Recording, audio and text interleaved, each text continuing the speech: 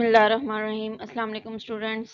आज का हमारा टॉपिक जो है वो structure of a C program है। सी लैंग्वेज हमने जो है वो उसका स्ट्रक्चर देखना है कि उसका स्ट्रक्चर कैसा होता है। सी लैंग्वेज का स्ट्रक्चर देखने के लिए हम format according to which the program is written is called structure of the program. Program का स्ट्रक्चर क्या कहलाता है? जो फॉर्मेट जिस फॉर्मेट के फॉलो करते हुए हम प्रोग्राम बनाते हैं, जैसे कि जब हम सेंटेंस लिखते हैं उर्दू का या इंग्लिश का, तो कौन सा फॉर्मेट फॉलो करते हैं हम? सिंपल अगर हमने सेंटेंस लिखना हो या सेंटेंस बनाना हो तो मतलब सब्जेक्ट वर्ब और ऑब्जेक्ट इंग्लिश में अगर कर रहे हैं तो ये फॉर्मेट है ना, तो इस फॉर्मेट को फॉलो करते हुए ही हम जो है वो सेंटेंस बना रहे होते हैं। तो इसी तरह से हर लैंग्वेज के एक स्ट्रक्चर होता है, ठीक है। तो स्ट्रक्चर में सबसे पहले आपके पास क्या आ जाता है? Preprocessor directive.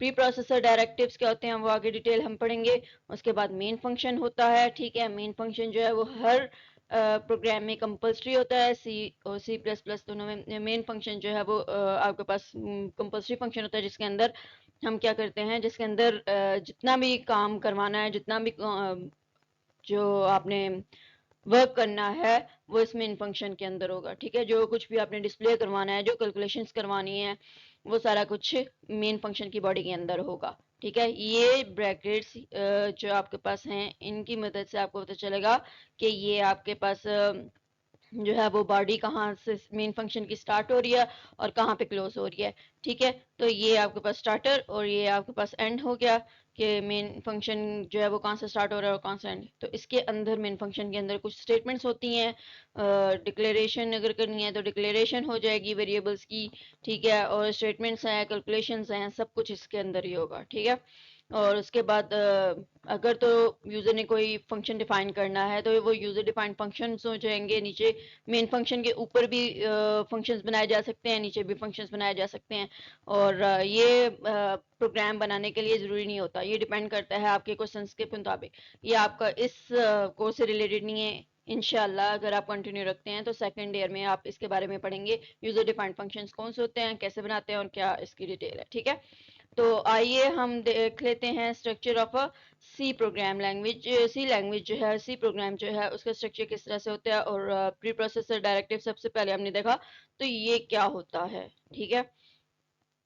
सिंपल सा आपके पास अभी प्रोग्राम होगा, उसको हम जो है वो एक्सप्लेन करेंगे, उसको बारे में जानेंगे, उसके बारे में पढ़ेंगे, ठीक। और ये आपके पास एक इम्पॉर्टेंट टॉपिक भी है। ये आपके पास जो है वो आपकी बुक के मुताबिक एक प्रोग्राम है सी लैंग्वेज का, जिसमें आपने क्या किया, सबसे पहले hash include studio dot H ये एंटर करना है। उसके बाद मेन फंक्शन आपने एंटर करना है, ठीक है। मेन फंक्शन के बाद आपके पास ये दो ब्रैकेट्स हो जाएंगी, ठीक है। और इस ये आपके पास कर्ली ब्रेसेस हैं, ठीक है। ये कर्ली ब्रेसेस ये आपके पास जो है वो स्टार्टर कर्ली ब्रेस है। इसका मतलब है कि बॉडी आपकी जो मेन फंक्शन की बॉडी है वो यहाँ से स्टार्ट हो रही है। इसके अंदर हमने ये प्रिंट एफ का फंक्शन लिखा है। मैंने आपको पहले पिछले लेक्चर्स में बताया था, जब प्रिंट एफ का फंक्शन हम यूज़ करेंगे तो उसके लिए जो हेडर फाइल यूज़ करेंगे वो कौन सी होगी? स्टूडियो डॉट एच होगी, ठीक है। तो ये हमने स्टूडियो डॉट एच की जो हेडर फाइल है वो मेंशन की हुई है, ठीक है। तो प्रिंट एफ किस लिए यूज़ होता है फंक्शन? प्रिंट एफ फंक्शन आगे डिटेल भी आएगी। प्रिंट एफ फंक्शन जो है वो जब हमने डिस्प्ले करवाना होता है ना, कुछ जो भी आप राइट कर रहे हो, वो आप चाहते हो कि स्क्रीन पे शो हो, नजर आए, डिस्प्ले हो, तो इस मेन प्रिंट एफ के फंक्शन के अंदर हम वो चीज जो है वो लिखते होते हैं, ठीक है। ये प्रिंट एफ, उसका फॉर्मेट क्या है कि प्रिंट एफ आपने लिखना है। Print F means print formatted. उसके बाद ये आपके पास आ जाएगी राउंड ब्रैकेट्स। उसके बाद आपने क्या करना है, कोटेशन मार्क, ठीक है। इस कोटेशन मार्क के अंदर आपने डबल कोट्स के अंदर, इन डबल कोट्स आ जाएगी, डबल कोट्स के अंदर आपने क्या करना है, आई लव पाकिस्तान। ये अगर यहाँ पे आपके एग्जांपल जो है उसके मुताबिक आपने ये आउटपुट करवानी है, तो ये आपने अंदर इसके लिख लिया, ठीक है। तो ये फॉर्मेट आपको फॉलो करना है, तभी आपका प्रोग्राम जो है वो करेक्टली आउटपुट डिस्प्ले करेगा, ठीक है। आपको रिजल्ट जो है वो तभी मिलेगा, ठीक। तो प्रिंट एफ आप लिखेंगे, उसके बाद आपने ये ब्रैकेट डालनी है, उसके बाद आपने ये डबल कोटेशन मार्क यानी ये डबल और उसके साइन आपने डालने हैं। उसके बाद I love Pakistan, I love Pakistan या जो भी आप इसके अंदर लिखना चाहते हो, जो डिस्प्ले करवाना है आपने स्क्रीन पे वो करेंगे, ठीक। और उसके बाद ये आपके पास क्या है, सेमी कॉलन। इसके बारे में हल्का सा पीछे भी मैंने आपको बताया था कि जब कोई स्टेटमेंट आप लिखेंगे तो उसके एंड पे सेमी कॉलन लाजमी होती है, ठीक। इसके बारे में भी हम इंशाल्लाह नेक्स्ट क्लासेस में पढ़ेंगे, नेक्स्ट चैप्टर में पढ़ेंगे थर्ड में कि ये क्या होता है, semi colon is called statement terminator. तो ये आपके पास स्टेटमेंट को जब ख़त्म करते हैं तो उसके एंड पे लगाते हैं, इसके एंड पे ये स्टेटमेंट टर्मिनेटर होता है जिसमें पता चलता है कि स्टेटमेंट जो है वो आपकी ख़त्म हो चुकी है, ठीक है। तो उसके बाद ये आपके पास आ जाएगा कर्ली ब्रेसेस, ये कर्ली ब्रेस, इस कर्ली ब्रेस का मतलब होगा कि आपकी बॉडी जो मेन फंक्शन की बॉडी है वो ख़त्म हो चुकी है, ठीक, यहाँ पे एंड हो चुकी है। तो होप सो आपकी इस प्रोग्राम की आपको इस प्रोग्राम की समझ आ चुकी है। आगे हम देखते हैं। ये आपके पास जो प्रोग्राम था इसके 3 पार्ट से, एक तो प्री प्रोसेसर डायरेक्टिव था, ठीक है, उसके बाद में मेन फंक्शन और फिर body of the main function, ठीक। तो ये आपके पास हम बारी बारी देख लेते हैं इसका क्या है। प्री प्रोसेसर डायरेक्टिव सबसे पहले ये क्या होता है। Preprocessor directives are instructions of for C compiler, C compiler के लिए इंस्ट्रक्शंस होती हैं कि उसे पता चलता है कि प्री प्रोसेसर डायरेक्टिव्स अगर हम एंटर करेंगे तो मतलब ये किस लैंग्वेज का जो प्रोग्राम है ये स्टार्ट हो रहा है, किस लैंग्वेज का है और इसमें क्या करना है, ये कौन से फॉर्मेट को फॉलो करना है, इसमें जो फंक्शंस होंगे वो किस तरह के आएंगे, इसमें जो फॉर एग्जांपल अगर आपने हेडर फाइल जो है वो studio.h डाली है तो उसका मतलब होगा कि इसके अंदर printf और scanf वाले फंक्शंस भी डाले जा सकते हैं अगर यूजर यूज करता है तो उसका पर्पस उसका जो है वो पता होगा, ठीक है। तो instructions for C compiler, every C language program contains certain preprocessor directives at the beginning of the program के स्टार्ट में, प्रोग्राम के बिगनिंग में प्री प्रोसेसर डायरेक्टिव्स कुछ जो है वो शामिल होते हैं सी लैंग्वेज, हर सी लैंग्वेज में, ठीक है। बिफोर ट्रांसलेटिंग ए सी लैंग्वेज प्रोग्राम को मशीन लैंग्वेज में ट्रांसलेट करने से पहले जो है वो क्या किया जाता है, कंपाइलर, सी लैंग्वेज का जो कंपाइलर है वो क्या करेगा, प्री प्रोसेसर डायरेक्टिव्स लेगा, प्री प्रोसेसर डायरेक्टिव्स की तरफ जाएगा और उसको देखेगा उसमें क्या जो है वो एंटर हुआ हुआ, ठीक है। ये डायरेक्टिव जो है वो स्टार्ट किस साइन से होता है, हैश साइन से स्टार्ट होता है, ये आपने याद रखना है, ठीक। ये डायरेक्टिव्स जो हैं वो हैश साइन से स्टार्ट होते हैं। मोस्ट कॉमनली जो यूज किए जाते हैं वो हैश इंक्लूड और हैश डिफाइन, और आप जो स्टडी करेंगे जिसके बारे में वो हैश इंक्लूड है, ठीक है। इसके बारे में आपने स्टडी करना है, हैश डिफाइन आपके कोर्स का ऐसा नहीं है।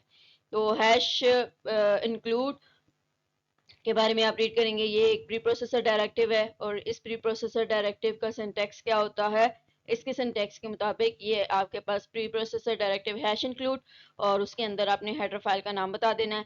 फॉर एग्जांपल हम जो यूज करते हैं सी प्रोग्राम स्टार्ट करने के लिए studio.h, ठीक, तो वो हम यहाँ एंटर कर, तो ये आपके पास जो है वो इंक्लूड हैश इंक्लूड है और उसका हेडर फाइल दिया हुआ है, ठीक है। हेडर फाइल नेम आपने यहाँ पे एंटर करना है।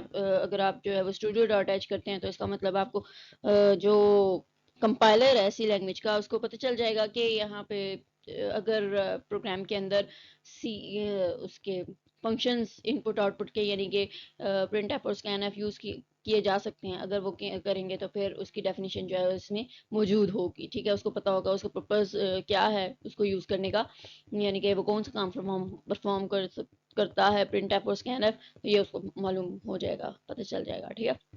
when this preprocessor direct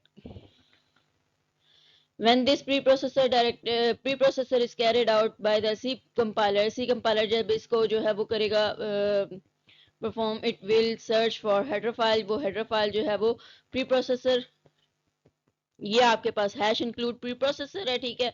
ये जब सर्च करेगा हेडर फाइल को, सी कंपाइलर जो है वो हेडर फाइल सर्च करेगा, ठीक है। तो that is written within the greater than smaller than less than के अंदर जो हेडर फाइल हमने एंटर की होगी वो जो है वो हेडर फाइल कौन सर्च करेगा, सी कंपाइलर जो है वो सर्च करेगा, ठीक है। Symbol and copy it into the source file, और सोर्स फाइल में उसकी जो है वो कॉपी ले ली जाएगी, उसकी कॉपी जो है वो कॉपी बना ली जाएगी जो हेडर फाइल यूज किया जाएगा, ठीक है। उसकी कॉपी सोर्स फाइल में जो है वो चली जाएगी। तो सोर्स फाइल क्या होती है ये आपको पता। In above program the header file studio.h is used, जो आपने ऊपर एग्जांपल पढ़ी थी ना, उसमें आपने देखा, ये आपके पास जो एग्जांपल थी इसमें हमने देखा कि studio.h जो है वो आपके पास हेडर फाइल यूज हुई हुई है, ठीक है। ये प्री प्रोसेसर डायरेक्टिव और इसके अंदर हेडर फाइल कौन सी है, studio.h है।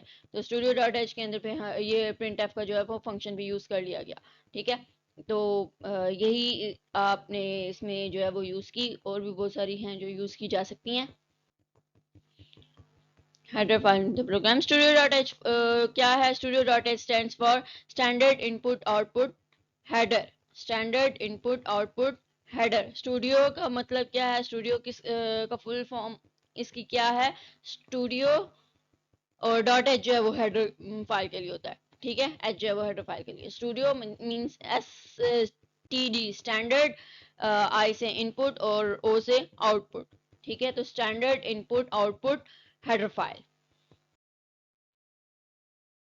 तो आपके पास क्या है, स्टैंडर्ड इनपुट आउटपुट हेडर, ये इसकी जो है वो studio.h की फुल फॉर्म है। It include the standard print F. इसमें कौन कौन सी जो है चीज़ें हम डाल सकते हैं, मतलब कौन से फंक्शंस जो हैं वो हम यूज़ कर सकते हैं। प्रिंट ऐप है और स्कैन ऐप है। प्रिंट ऐप और स्कैन ऐप फंक्शंस जो हैं वो प्रोटोटाइप, ये आप फंक्शन जो है वो यूज़ कर सकते हैं, इस हेडर फाइल में इंक्लूड होंगे, ठीक है। इसकी डेफिनेशन जो है वो इंक्लूड होगी। In above program printf function is use.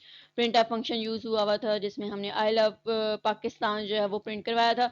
Therefore it is required to include this header file in include preprocessor directive. Include का प्री प्रोसेसर डायरेक्टिव के अंदर हमने studio.h की जो हेडर फाइल है वो यूज़ की है, वो रिक्वायर्ड हुई है। क्यों? क्योंकि हमने जो पिछला प्रोग्राम राइट किया था उसमें प्रिंट एफ का फंक्शन यूज़ किया था। तो प्रिंट एफ का फंक्शन अगर यूज़ किया तो हेडर फाइल हमें कौन सी डालनी पड़ेगी, कौन सी एंटर करनी पड़ेगी, रिक्वायर्ड होगी, यूज़ करनी होगी studio.h। होप सो आपको इसकी समझ आ गई। नेक्स्ट हम देखते हैं मेन फंक्शन की तरफ चलते हैं। मेन फंक्शन क्या है, मेन फंक्शन आपका जो है वो कंपल्सरी फंक्शन होता है, इंपॉर्टेंट फंक्शन होता है। हर सी लैंग्वेज में जो है वो ये एंटर करना मस्ट होता है। ये बिल्ट इन फंक्शन है, वो हायर क्लासेस में आप पढ़ेंगे बिल्ट इन फंक्शन कौन से होते हैं। बिल्ट इन फंक्शन वैसे वो होते हैं जो कि पहले से डिफाइंड होते हैं, ठीक है। जिनको जो इलैबोरेट फंक्शंस होते हैं जो पहले से डिफाइंड फंक्शंस होते हैं उनको बिल्ट इन फंक्शंस कहते हैं। यानी कि जिसकी डेफिनेशन जो है वो कंपाइलर को पहले से मालूम होती है, ठीक। जो जब ये लैंग्वेज बनाई जाती है तो उस वक्त जो है वो डिफाइन कर दिए जाते हैं। C program consist of one or more functions.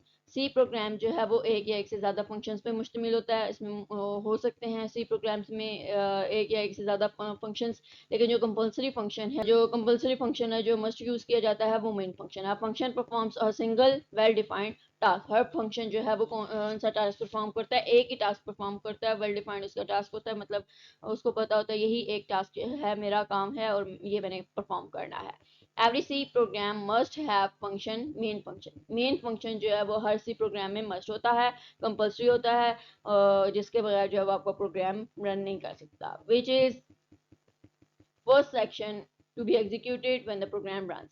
जब प्रोग्राम रन करता है तो एग्जीक्यूट होने वाली जो चीज़ है वो पहले मेन फंक्शन है। मेन फंक्शन से जो है वो एग्जीक्यूशन स्टार्ट होती है, ठीक है। जनरल फॉर्म क्या होती है इसकी मेन फंक्शन की, void main void। void इसका जो है वो जनरल फॉर्म है। सबसे पहले जो आपके पास word void before the main function आ रहा है उसका मतलब क्या है कि उसका कोई रिटर्न वैल्यू रिटर्न जो है वो नहीं करेगा आपको, ठीक है। इसकी कोई वैल्यू रिटर्न नहीं होगी। अगर वैल्यू रिटर्न करनी हो ना तो यहाँ पे उसके अकॉर्डिंगली कौन सी वैल्यू रिटर्न करनी है, आपने पॉइंट्स में करनी है तो फ्लोट देंगे, और उसके अलावा अगर आपने सिंपल डिजिट्स हैं, नंबर्स हैं 1 2 3 4, तो आप इंटीजर देंगे, ठीक है। यहाँ पे रिटर्न टाइप जो है वो इसी तरह से जिसमें भी आपने रिटर्न करवाना है, कोई भी वैल्यू रिटर्न करवानी है तो वो आप जो है वो रिटर्न टाइप देंगे। यहाँ पे void यूज हुई है। void का मतलब ये है कि इसकी कोई रिटर्न टाइप नहीं है, इसकी कोई वैल्यू रिटर्न नहीं करके देगा आपको ये मेन फंक्शन, ठीक। And the second word inside the brackets means it does not have any arguments.